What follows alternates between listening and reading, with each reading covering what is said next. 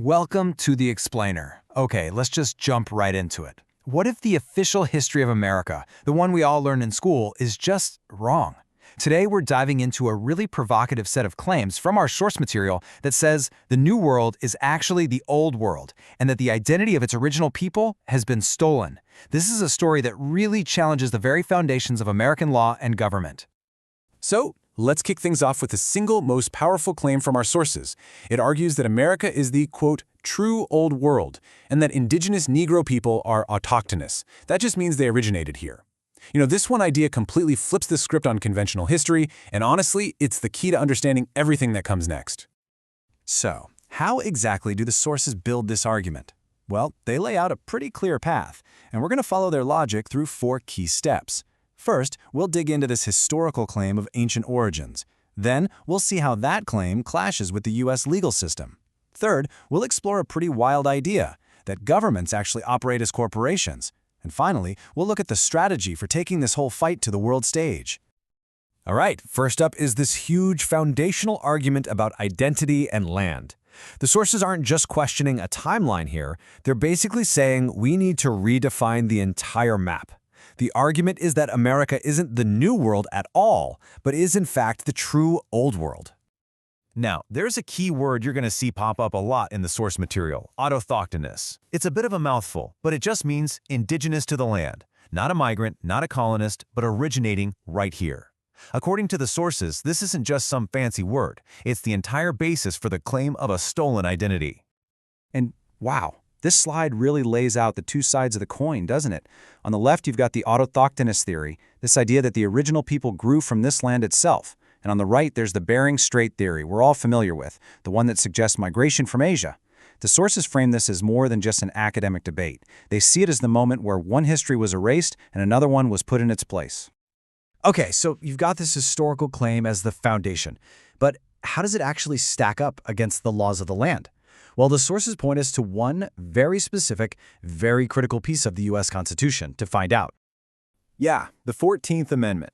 It's held up as this cornerstone of legal protection, right?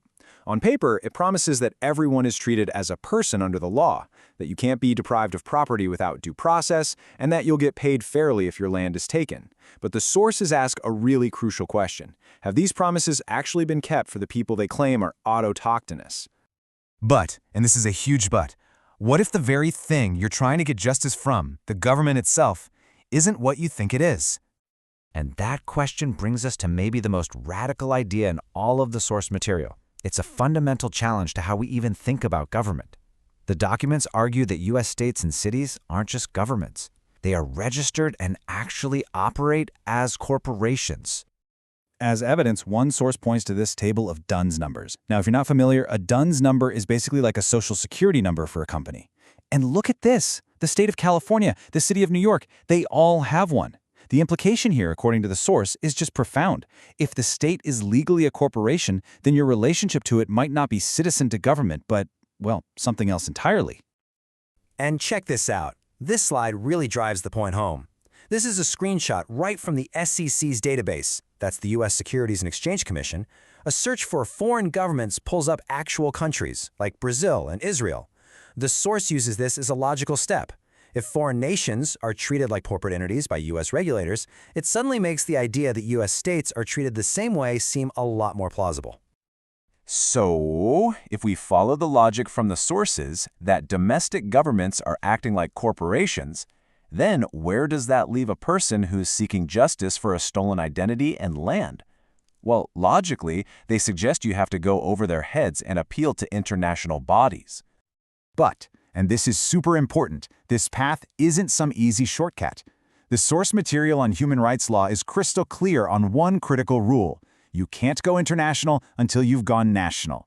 You have to prove that you've tried and exhausted every single possible legal option inside your own country first.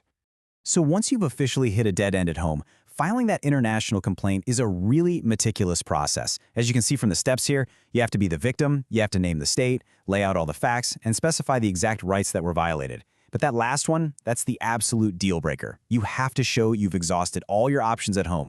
So the big takeaway here is that this isn't about filing one magic lawsuit and hoping for the best. No, the strategy laid out in the sources is much broader. It's a full-on pressure campaign. You use domestic courts to build a record. You get NGOs involved to amplify your message. And you use that international complaint not just to win, but to create so much diplomatic and public pressure that a government is forced to act. And all of this leaves us with one final, pretty provocative question to chew on. We've seen a narrative of stolen identity, a legal system that might not be what it seems, and a really complex global strategy for getting justice. So it all boils down to this. When history itself is the battleground, who actually holds the power to define what justice really means?